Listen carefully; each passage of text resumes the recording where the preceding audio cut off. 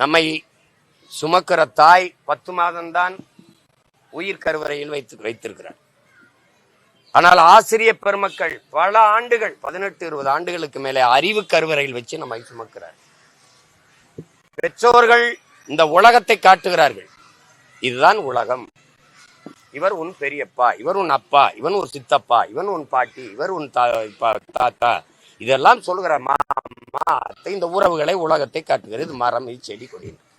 ஆனால் ஒவ்வொரு பிள்ளையும் உலகத்துக்கு காட்டுவது ஆசிரியர் பெருமக்கள் தான். உலகத்துக்கு இவன் தான் அலெக்சாண்டர், இவன் தான் சாக்ரட்டிஸ், இவன் தான் ஏங்கல்ஸ், இவன் தான் பிளாட்டோ, இவன் தான் புத்தன், இவன் தான் பூலே, இவன் தான் அம்பேத்கர். இதெல்லாம் காட்டுவது யார்?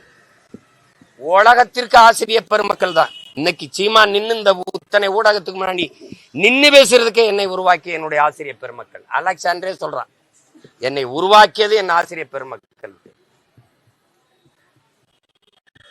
அப்படிப்பட்ட ஆசிரியர் பெருமக்கள் வீதியில் நிற்கிறாங்க. இது ஒன்றும் புதுசா அவங்களா ஒரு பிரச்சனையை உருவாக்கி போராடலை. அறிவார்ந்த மக்களே, இதே தமிழ்நாட்டின் முதலமைச்சர் ஐயா மாண்புமிகு ஸ்டாலின் அவர்கள் எதிர்கட்சி தலைவராக இருக்கும்போது அன்றைக்கு இதே கோரிக்கை, அதிமுக ஆளுங்கட்சியா இருக்கும்போது இதே கோரிக்கையை வச்சு போராடினார்கள் இந்த பகுதி நேர ஆசிரியர்கள் 12,000 பேர். இந்த கோரிக்கைக்கு நானும் அப்போது போராடினேன். அவர்களுக்கு ஆதரவாக ஐயா ஸ்டாலினும் போராடினார். அப்ப அவர் அடுத்து எதிர்கட்சியா இருக்கும்போது நாங்கள் ஆட்சிக்கு வந்தால் பகுதி நேர ஆசிரியர் பணியை முழு நேர நிரந்தர பணியாக மாற்றி தருவேன் என்ற உறுதியை அளித்தார். அது அவர்களுடைய 181வது அறிக்கையில் அது இருக்கிறத 181வது விதி, அதை நிறைவேற்றுங்கள். அவர் கொடுத்த வாக்குறுதி தான். அவர் கொடுத்த வாக்குறுதி தான். அதை நிறைவேற்ற சொல்லி ஆட்சிக்கு வந்த நாள்ல இருந்து போராடுறாங்க. 3.5 ஆண்டுகள், அடுத்த 6 மாசத்தில் தேர்தல் வரப்போகுது. ஒவ்வொரு முறையும் சந்திக்கும் போது உங்களுக்கான வேலை நடந்துட்டு இருக்கு, விரைவில் அறிவிப்பு வரும், உங்களுக்கான வேலை நடந்துட்டு இருக்கு, விரைவில் அறிவிப்பு வரும். இதுவரை வரல.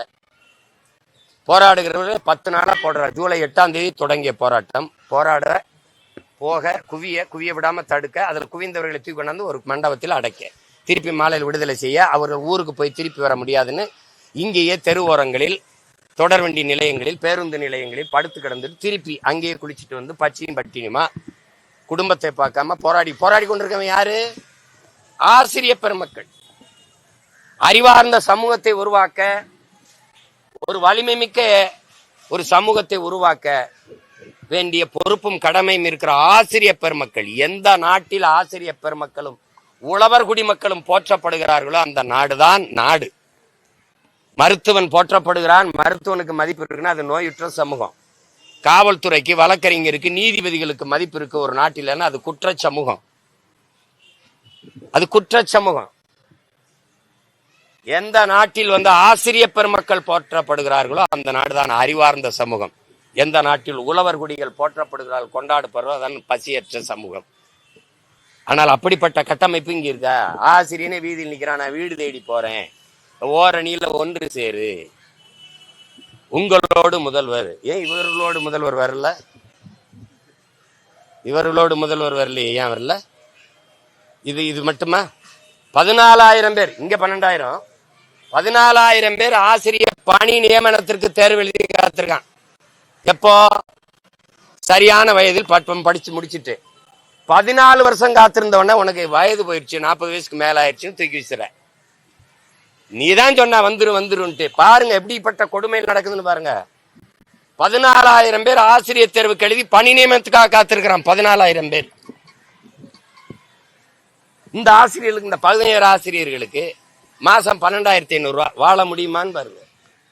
மின் கட்டண உயர்வு, சொத்து வரியில கட்டட உயர்வு, வாடகை உயர்வு, இதுல எல்லாம் எங்க போய் வாழ முடியும்? எங்க போய் வாழ முடியும்? செய்திகளை உடனுக்குடன் தெரிந்து கொள்ள கீழ்கண்ட கேபிள் மற்றும் DTH நெட்வொர்க்குகளில் எம்நாடு செய்தி தொலைக்காட்சியை காணுங்கள். பாதகம் செய்பவரை கண்டால் நாம் பயம் கொள்ளலாகாது பாப்பா. மோதி மிதித்து விடு பாப்பா, அவர் முகத்தில் உமிழ்ந்து விடு பாப்பா. அண்மை செய்திகளை உடனுக்குடன் தெரிந்து கொள்ள இணைந்திருங்கள் எம்நாடு தொலைக்காட்சியுடன்.